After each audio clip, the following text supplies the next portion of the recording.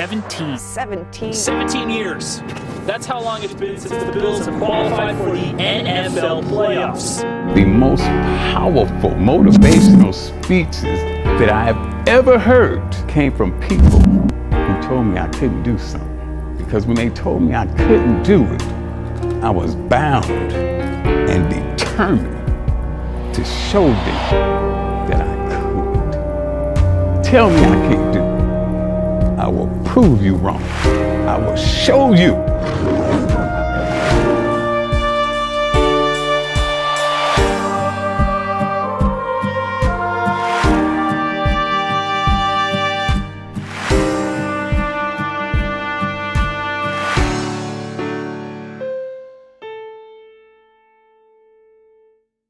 You know I'm back, like I never left. Another sprint, another step.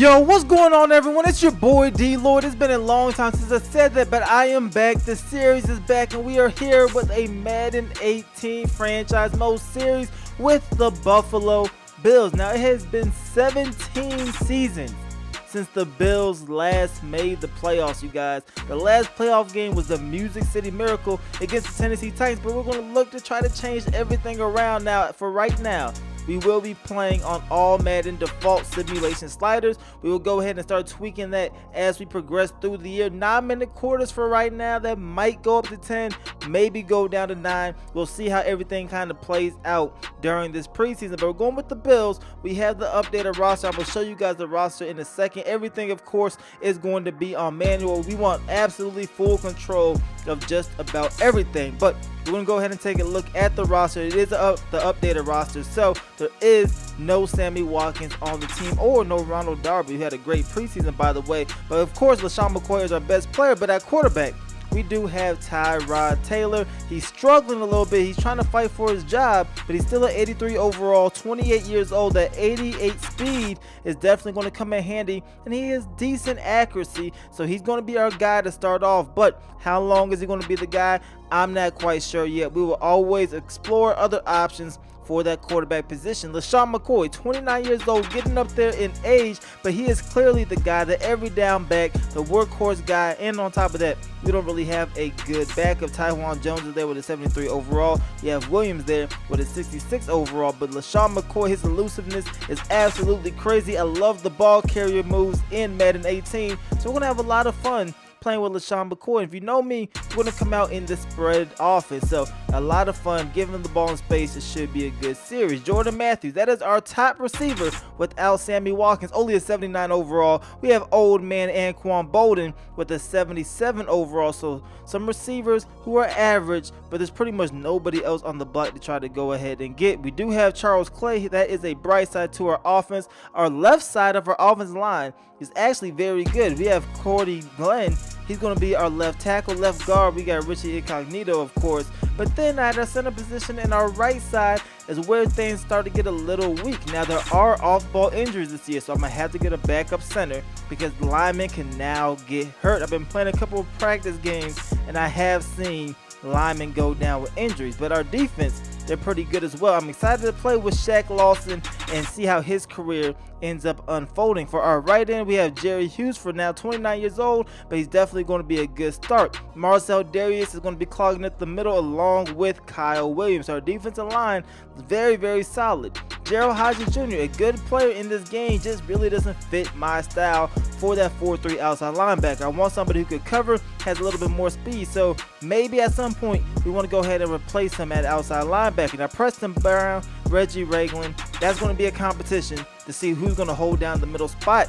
Preston Brown has a little bit slower, but he does have better intangibles As for Raglan, he's a better tackler. His hit power is a little bit higher, of course, and his block shedding is higher. So we're going to play with both of them, give them an equal chance during this preseason, and we'll see who comes down with that starting middle linebacker position. Lorenzo Alexander, no questions there. He's going to be our right outside linebacker. Now, as corner, we did trade Ronald Darby, so we have Tre'Davious White as our go-to cornerback for now. That has me a little uneasy. I don't like having a true rookie as our #1 guy, let alone if he's under 80 overall. So we might explore other options, but he's going to be the guy of the future. We're definitely going to play him there. Safeties, we do have Hyde, who was okay, but our strong safeties are an absolute mess, you guys.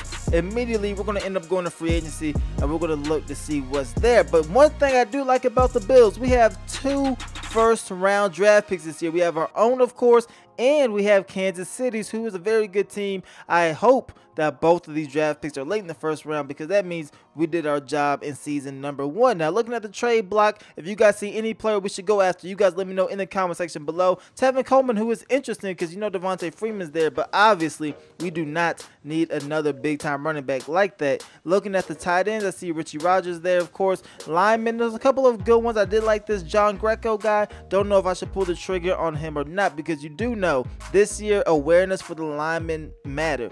And there's a big difference between good offensive line and a bad offensive line. I played with both. I seen what the difference was, and you definitely need to invest in your front guys this year.